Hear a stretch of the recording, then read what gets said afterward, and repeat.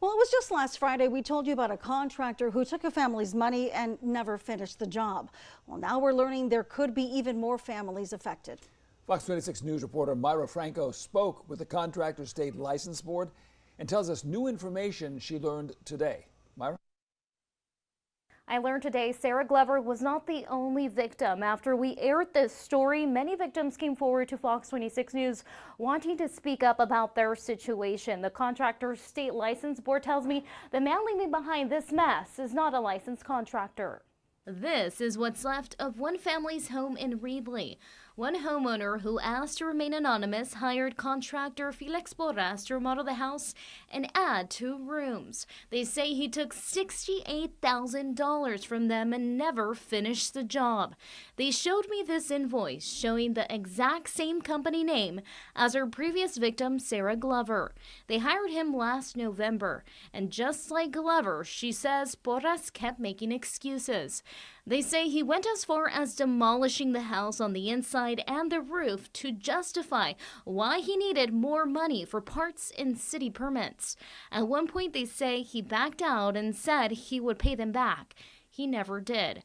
I reached out to the Contractor State License Board to find out if there were any other complaints against Porras.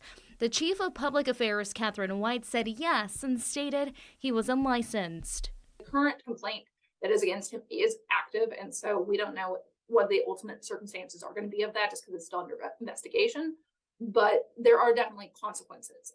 She shared tips on how to prevent situations like the ones you just heard, starting with doing your research. They need to check the license first. In this case, both of the victims didn't know how to access information. They believed Porras' word and signed a contract. White says you can visit checkthelicencefirst.com and click on the license check feature. There, you can check the contractor's name, the business name, and license number. If you don't see the contractor's license on there, since that's already going to be a very big red flag, you want to make sure if you're doing any sort of project that's $500 and over that you are hiring a licensed contractor. She also says the deposit can be more than 10%, even as a licensed contractor. And even if the project was bigger, it still can't be more than $1,000. So you always want to make sure that you're not putting too much money down, but then you also want to make sure you're not putting too much money as progress is continuing on the project. You only want to be doing the work that's been done or the supplies that have been delivered. Like the victims in both stories, they felt hopeless and didn't know where to go to put Porras on the radar.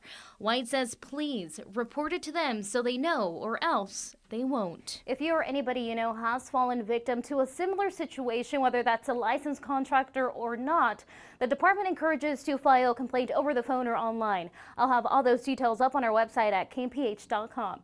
In Reedley, I'm Myra Franco, Fox 26 News. The family wants Porras' name out there to prevent more victims being added to the list. They say they filed a report to the Reedley Police Department and plan to file a civil lawsuit against Porras, too. It's worth mentioning that Myra did reach out to Porras Friday, but he told her that she had the wrong phone number, even though it was the same number that he had provided and had been communicating with those customers. They work hard. People work hard for their money. They certainly want to get their money's worth out of it. Want to see more stories like this? Watch Great Day weekday mornings from 5 to 10 and Fox 26 News at 10.